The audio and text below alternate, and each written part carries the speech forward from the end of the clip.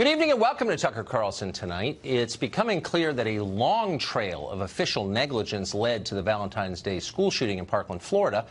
School officials failed, so did the FBI, but Broward County Sheriff Scott Israel has a distinguished record of exceptional ineptitude and arrogance. Under Israel's leadership, Broward deputies ignored repeated warnings about Nicholas Cruz's violent behavior. The department received at least 23 calls about Cruz or his family. In one call last November, a tipster specifically warned that Nicholas Cruz was, quote, a school shooter in the making, which of course turned out to be sadly true. Sheriff Israel did nothing. Under Israel's leadership, the department entered an agreement to drastically reduce student arrests. The goal was to eliminate the so-called school-to-prison pipeline, which at the time was a top priority of President Obama and Attorney General Eric Holder. The effect was a disaster. Cruz might have been arrested and convicted of a crime. Were it not for that policy, he would never have been able to buy a gun. Once the Parkland shooting began, Israel's deputies refused their most basic duties. Deputy Scott Peterson, whose only job was to protect students at the school, hid while Cruz murdered 17 people. When 3 more Broward deputies arrived, they too took shelter behind their cars rather than try and enter the school and save the lives of children. Scott Israel is the man in charge of all of this, and of course he's responsible for it.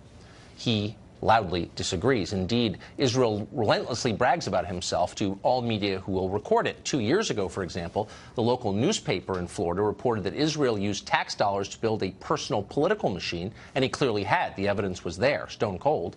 Confronted with it, Israel said this, quote, "What have I done differently than Don Shula or Abraham Lincoln or Martin Luther King or Gandhi?" End quote. And by the way, he said, lions don't care about the opinions of sheep. Stable people don't talk like this, obviously. Something is wrong with Sheriff Israel. As recently as yesterday, he was refusing to accept any responsibility in the face of his well-documented failures. Watch this exchange. Do you think that if the Broward Sheriff's Office had done things differently, this shooting might not have happened? Listen, if ifs and buts were candy and nuts, O.J. Simpson would still be in the record books. I don't know what that means. There's 17 dead people, and there's a whole long list of things your department could have done differently. Remarkably, it got weirder and worse from there. Watch. Are you really not taking any responsibility for the multiple red flags that were brought to the attention of the Broward Sheriff's Office about this shooter before the incident, whether it was people near him, close to him, calling the police on him? Jake, I could only take responsibility for what I knew about. I exercised my due diligence. I've given amazing leadership to this agency. Amazing leadership? Yes, Jake.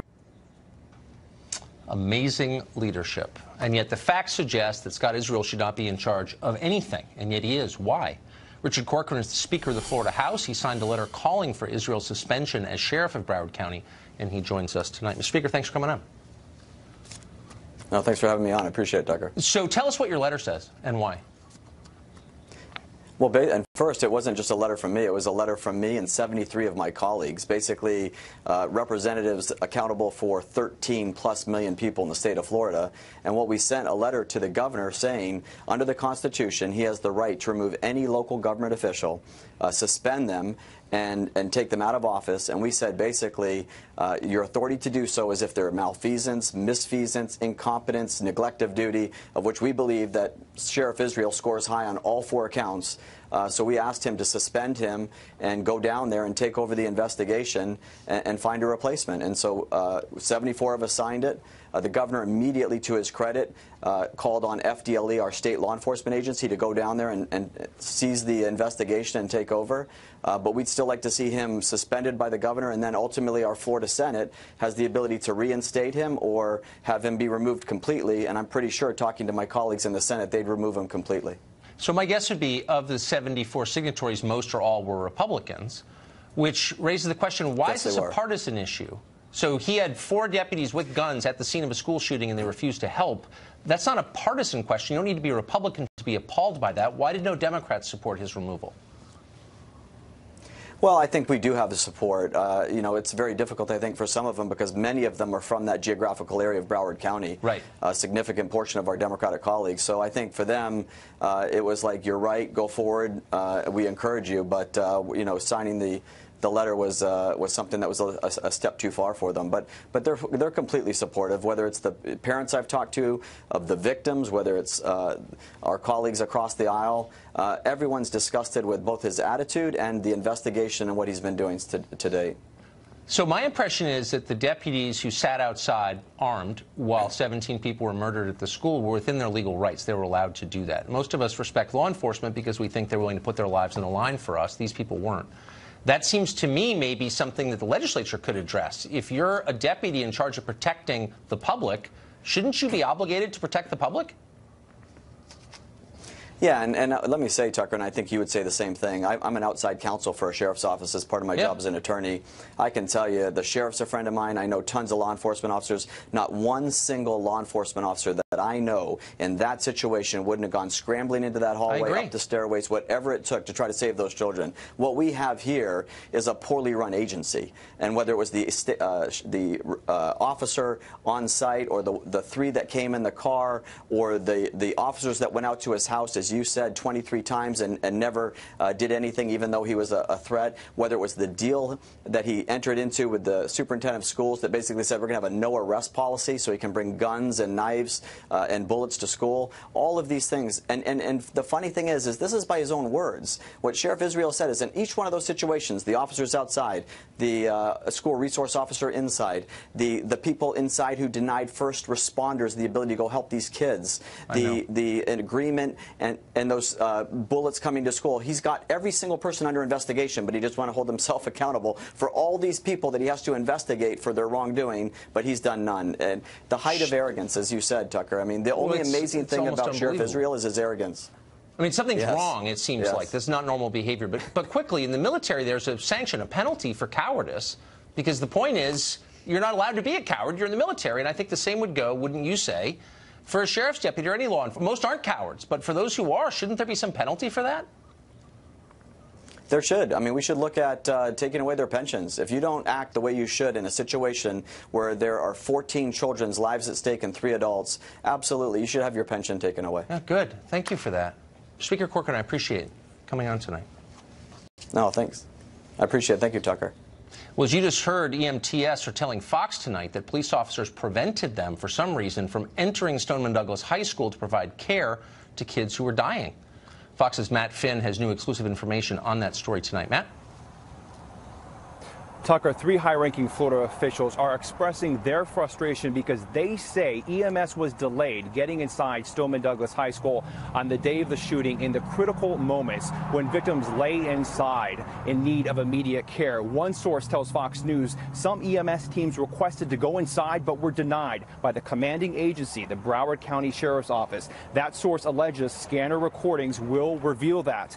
Now, the Broward County Sheriff's Office released a statement in response to some of these allegations, saying in part there are multiple investigations being conducted in addition to the Stoneman Douglas shooting. Investigators will not be rushed or asked to jump to conclusions. A reporter from our Miami affiliate WSVN reports that a seasoned first responder said they would have risked their life to go inside and that they were frustrated the entire time they were there. However, the Coral Springs Parkland fire chief, who was on scene that day, says it is procedure that EMS cannot go inside until law enforcement clears them to enter. The fire chief says law enforcement could not initially confirm if the suspect fled or was deceased, making it too dangerous to let EMS inside. That fire chief telling Fox News in part, decisions cannot be made in a vacuum. It is possible that those that are upset about not being allowed inside simply do not have all of the information that our law enforcement partners had in making their decision. The Florida Department of Law Enforcement is investigating all the actions by the Broward County Sheriff, which will hopefully shed light on the timeline of that day.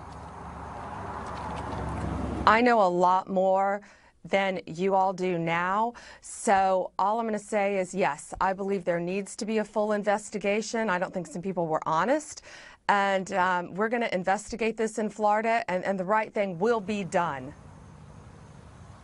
Tucker, a rules committee in the Florida Senate today voted down a proposal on a statewide ban on assault weapons here in Florida. Tucker. Matt, thanks a lot. Sheriff Scott Israel would never blame his own repeated failures for the shooting at Stoneman Douglas High School. Instead, he needed to blame an organization that was not involved, the NRA. During CNN's 1984-esque town hall meeting last week, Israel played the demagogue against NRA spokeswoman Dana Lash. Watch. You just told this group of people that you are standing up for them. You're not standing up for them until you say, I want less weapons.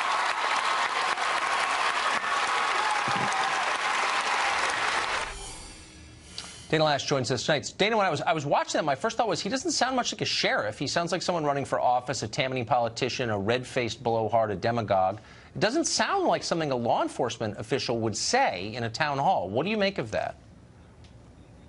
I completely agree with you, Tucker, and I'm so glad that you're talking about this, because this is ultimately, this is the failure, and this is where the failure took place. It was with this man and his leadership as Broward County Sheriff.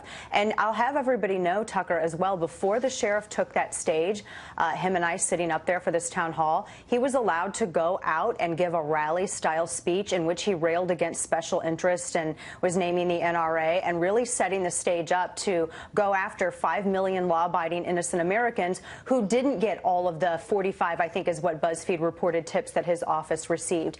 They didn't have the murderer calling his office himself, telling him that he thought he was a threat and that police needed to do something. Family members weren't calling the NRA reporting this. They were calling his office. And so he has a lot of explaining to do. And one more quick thing, Tucker. I asked the sheriff on stage whether or not he could have actually arrested this murderer based on a Florida state statute that treated anyone sending electronic or written threats of bodily injury, harm, or death to other individuals, as this murderer did with his classmates, whether he could have arrested that individual charged with a felony. And the sheriff did indicate that he could, but then he glossed right by it and wanted to refocus and shift responsibility away from his dereliction of duty. I think he owes a lot of innocent Americans an apology. Well, but it's also really troubling because, I mean, this guy's not a congressman from Camden. He has the power to put people in jail, to take their lives away from them. He's a law enforcement official, and this behavior seems reckless and dishonest and weird, comparing yourself to, to MLK and Gandhi. I mean, does it seem like there's something wrong with him? And, you know, you mentioned that Game of Thrones quote, the lion doesn't worry about the opinions of the sheep. Well, he mentioned that again yesterday in a radio interview with a South Florida station, and he was attacking all of those, including the congressman that you just had on, the lawmaker that you just had on, the state of Florida, who was calling for his resignation. And, you know, I agree with you. I wish that this would have come out on the stage. I wish that this truth would have been known at that particular time. It seemed as that he was more interested in turning this into a campaign stop. And I will say that this really explains why the Coral Springs police chief came out against the Broward County sheriff the way that they did. They said in a statement that the truth is going to come out because Coral Springs police reacted. They were the first ones in, and they seem to be really calling the Broward sheriff out on what I can only assume to be showboating was what they were suggesting in their letter. And there had to be a lot of drama behind the scenes for other law enforcement officers who really, I mean, these are the guys who, I mean, they sacrificed. They ran in. They heard the sound of gunfire and screaming, Tucker, and they ran in and they did what they could to save innocents. That's why we love our law enforcement, because of what they do for us. And now it's no wonder that they came out against this Broward County sheriff. It's also transparent, though. I mean, I'm not blaming the shooting on the sheriff. He didn't commit the shooting, but a series of missteps by his agency allowed it to happen. He's culpable in some way, and yet he's diverting all the attention to others. It's the most basic and recognizable kind of butt covering. Why does the press not point that out? I wish they would. I mean, what we're talking about is systemic failure here. And Tucker, I mean, here you had the 45 reports into this sheriff's office. You also had 2 FBI reports. But even bigger than that, we've had decades of the political class ignoring the mental health crisis here in the United States, and politicians who have refused to report dangerous people who are been adjudicated unfit, dangerous to themselves or others, to the NICS system. And so this is why we at the NRA have been pushing for targeted action and offering solutions on this. And we're going to continue to do so. Yeah. So if you run a city with tens of thousands of mentally ill people living on the sidewalk and you're lecturing us about guns, you know, maybe time to wake up a little bit. Thank you, Dana. I appreciate it. Thank you, Tucker. Well, in the days since the Florida school massacre, almost nobody seems to be asking the essential and obvious question, which is, why would a 19-year-old murder strangers? And if you really wanted to make America better, you'd be desperate for an answer to that question. But go ahead and ask an elected Democrat. that question. We've tried that, and they won't engage. You start with the obvious. Does the collapse of the family play some role in this? I don't know. Good question. Silence. Single mothers are one of the Democratic Party's most important constituencies. They can't admit that disappearance of fathers at home has been a disaster. It has been. How about the overprescription of pharmaceuticals to kids, or violent media, the sudden omnipresence of soul-destroying technology in our lives? It's everywhere. They won't even respond to that. All those explanations might make Democratic donors uncomfortable. That's the answer. So instead, they attack the NRA because it's politically convenient. The NRA opposes them in elections. Therefore, it's their fault. It's hard to think of a more cynical strategy, and yet it's working. Using their propaganda arm in the American media, the Democratic Party has succeeded in bullying Republican leaders into making pointless concessions on gun control, including the president, by the way. Banning bump stocks is going to solve the problem? Does anyone really think that? Not one person really thinks that. But that's been the compromise. Have you seen Democrats compromise in any way at all? Have you seen a single Democrat concede that the rise in school massacres may be related to something other than guns in the NRA? Nope. Because the point is not to make schools safer. The point is to win power. That ought to be clear. By the way, as to why this is happening in the first place, Jordan Peterson joins us later in the show with his views on it. Fascinating. Mayor of Oakland, California, collaborating with illegal immigrants to undermine America's own laws. Not making that up. That story next.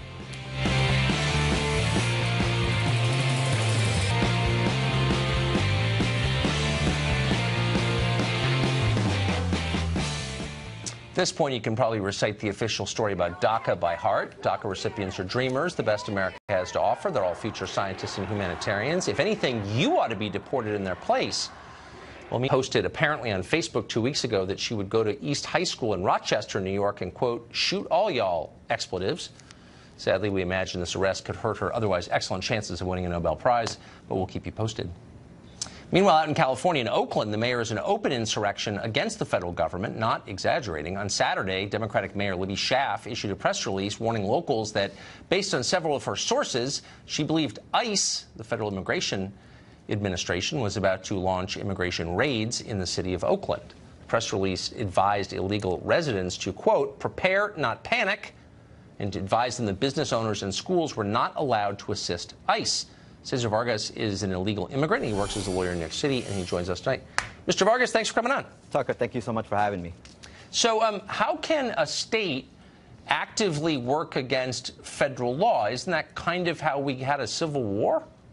Well, what's the problem? Do we have a problem that a local city is protecting its residents? A local city is pushing against the overbearing power of the federal government? You know, the mayor is not saying, let's protect the rapists, let's protect the child molesters. The mayor is simply saying, we're going to protect our residents, regardless of their immigration status. We're going to protect our hardworking residents. Hold on. Let me just be clear. I'm not attacking any of the so-called DACA recipients, people here illegally. Personally, I don't know them. Maybe some are bad people. Maybe they're all great people. But the point is they're here illegally in violation of federal law. California is a state. You can't, the state of California is not allowed to actively subvert federal law. Then it's not really acting in concert with the other 49 states. That's an active insurrection. How, am I missing something?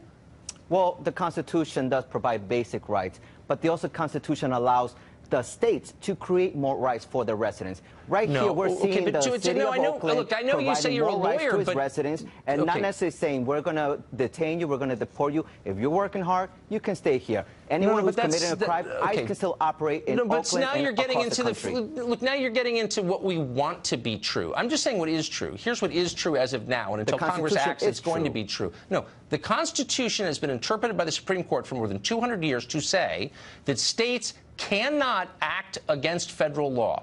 That is one of the oldest precepts in American law. And if you say you're a lawyer, I'm sure you know that. So the point I'm making is this. These people are here illegally. Congress can change that. They can legalize them if they want. But right now, their presence is in violation of federal law. The mayor of an American city is saying you may not participate with federal law enforcement. You have to oppose federal law. That is not workable. You can't have that. That is an act of insurrection against the federal government. Do you see this? Do you care? Well, do you know what I mean? Just because it's federal law doesn't mean it's right, doesn't mean it's constitutional. The Supreme Court has ruled, and federal courts have ruled, that, one, the president does not have the authority to use racial discrimination to target immigrants. One, it's unconstitutional for the president to target sanctuary cities by defunding their government. You're actually missing. The federal neither one of them. Against I'm sorry, I can't let search you. and seizures from ICE targeting immigrants. Look, I don't want to check your bar license or something, but protects immigrants as well. Okay. The federal government has a right to enforce federal law. Federal immigration law has not been overturned by the Supreme Court. Please don't make up facts on the show. Those laws are still enforced. And the federal government, by definition, has a right to enforce them. The states do not have a right to subvert them. There's no argument about that. So what you're seeing is something that cannot stand. I mean, the federal government in previous decades has sent federal troops into states when they do stuff like this. So do you understand the fire that they're playing with, or is it just it's cool because you think illegals should be able to stay here? No, that seems to be your core position. I just think that throughout the judiciary history, we have shown that the states and the cities are the laboratory of democracy. The states have such power to do much more than the federal government has done. And what we're seeing here is the city saying, we're going to push it back against our overbearing government. We have done that. The king You're getting your bumper stickers in confused. The colonial that's war. like whatever. And that's why colonial. Okay, I'm sorry. And look at this. I'm sorry. I'm not allowing you to teach American history on my show because you failed the course. The rights of colonists, and that's why we had a colonial war. We had a revolution because we pushed against a tyrant. We pushed against unlawful law. I mean, no offense, that violated the rights of I wish you wouldn't say people. we. Hold on. Since you're not a citizen, actually, so you don't get to say we. I'm sorry. You just don't. Well, I'm an American. Citizenship does not make me an American. And I think values make you what it means to be an American. I don't know who told you that that's... No, actually, you become an American when you become an American citizen. That's the definition of it. I'm not attacking you as a person. I'm sure you're a great person. I'm sure you're smart. We're just different in that I'm an American and you're not. And that's just a legal question. We're both Americans, though. Right. No, that's not true. But let me ask you this, though. So Oakland's got all these other problems. And I'm not staying up late at night worried about whether illegal aliens get arrested in Oakland. Okay, I'm not, to be honest. What I'm really worried about, though, is the people who run Oakland care more about people there illegally than they care about the thousands of homeless that live on their streets. The hundreds of homeless children. The UN went to Oakland and said, this is cruelty, what you're doing to your homeless. And yet they're spending time and money on behalf of people who aren't even allowed to be here. Do you see a kind of weird priority in that? Well, I don't see a weirdness that the city of Oakland is protecting all its residents, regardless of their immigration status. What we're seeing now, if you want to talk about homeless people, well, I'm talking about the Trump tax reform that's benefiting the wealthy and the 1% and give them more tax break. That tax break should go into helping those homeless people. Should be going into helping I mean, that's so silly. I'm beginning to think I don't think you should become a citizen. I mean, no offense or anything. It's not, I would be happy to have dinner with you, but that's just that's not a nice Mexican restaurant. Not a very smart point. Cesar, thank you for joining us. I appreciate it. Thank you so much, Tucker, for having me. The Democrats' answer to the Nunes memo is out. What is in it? It's confusing, but we're going to explain it for you next.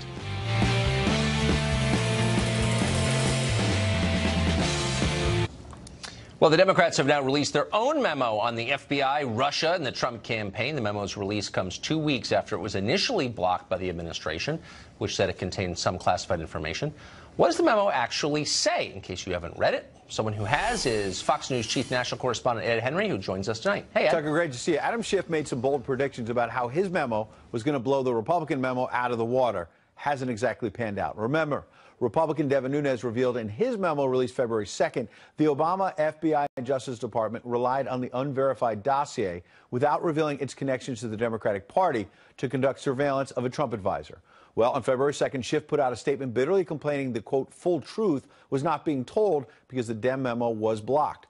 Well, Schiff suggested the first FISA application to surveil Carter Page was not largely based on that dossier crafted by former British spy Christopher Steele. He said in a February 2nd statement, Schiff, quote, the majority suggests that the FBI failed to alert the court as to Mr. Steele's potential political motivations or the political motivations of those who hired him. But he said that is not accurate, except this new Democratic memo admits, contrary to that statement, the FBI and Justice Department did not reveal to the FISA court that the Steele info was paid for by the DNC and the Hillary Clinton campaign. It does not disprove the Nunes claim that former FBI Deputy Director Andrew McCabe testified to the House Intel panel they could not have gotten the approval to spy on Page without the dossier. And finally, it does not disprove the Nunes claim that the dossier was relied on heavily to get not just one, but a total of 4 warrants against Page. Nevertheless, Schiff still claims that there was some independent verification that led to the approval, and he also says that Steele was a trusted source. Well, Republican Jason Chaffetz today fired back that Steele wouldn't even qualify to be in an Austin Powers movie, let alone be the basis for such a serious thing as surveillance of an American citizen. Tucker? Ed Henry, thanks a million, Ed. Good to see you.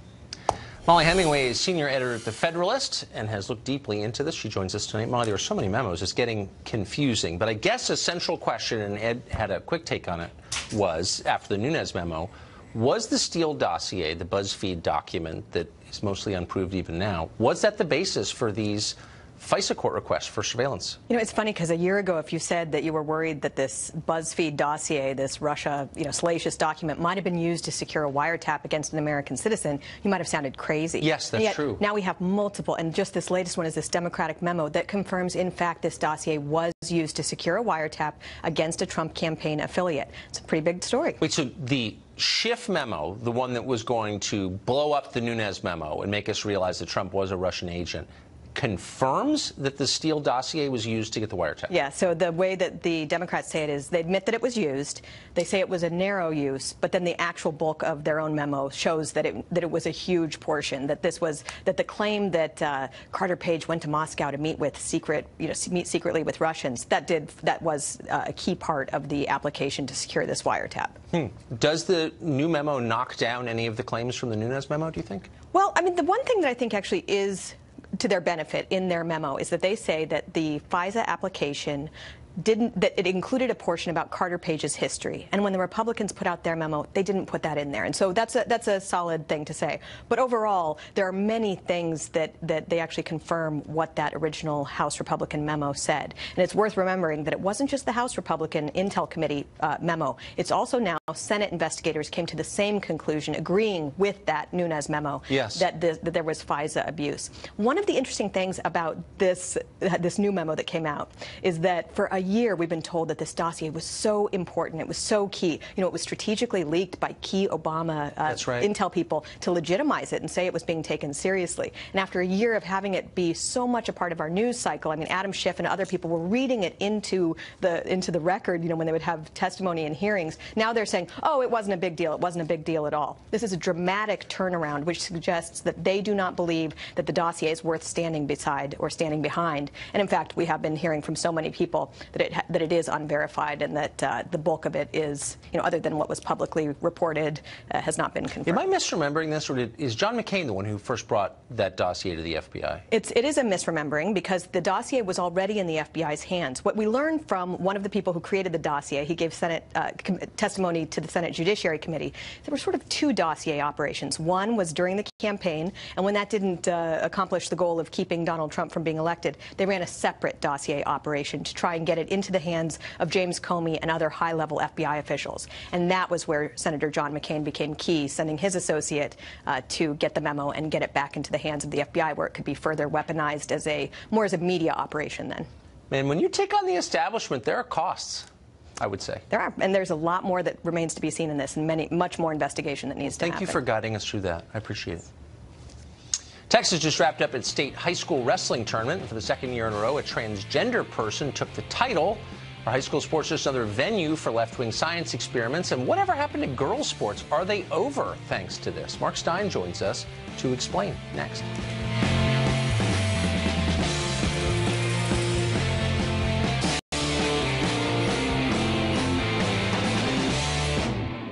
The state wrestling championship in Texas just wrapped up for the second year in a row. The women's class 6A 110-pound division was won by Mac Beggs.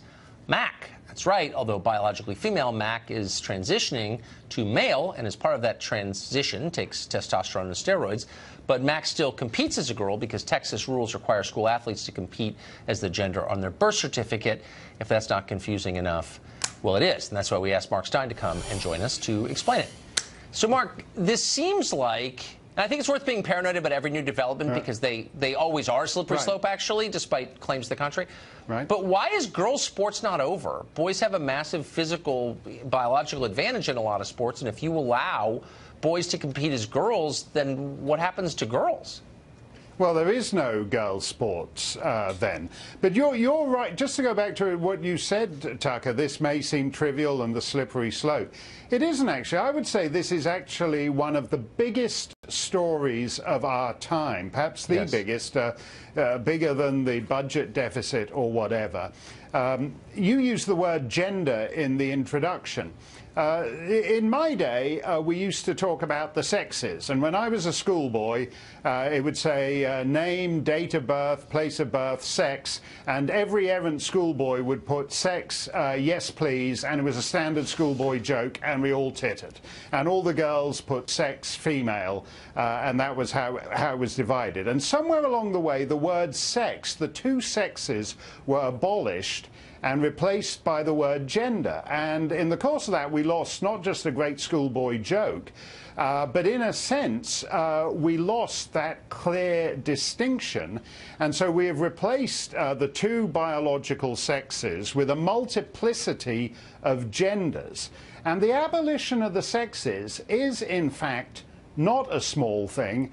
And the point of this wrestling competition, Texas has responded to some of these modish fancies by saying, no, only biological girls can compete in girls' sports and biological boys. And this is a way of just saying, well, whatever you do, whatever laws you pass to protect traditional sex roles and girls' sports and boys' sports, we're going to ride a coach and horses through it anyway, and you're done and it's over. It is one of the biggest stories of our time. Well, I agree with that, and I think it has profound implications. That's why we always do the story, not for any prurient reason, but because the way that men and women get along is the basis of society, and it's nothing's more important than that. But I'm fascinated by the idea that a small group of people can determine what the rest of us are allowed to say out loud about even biology. We're now required to lie about biology, and we're punished if we don't.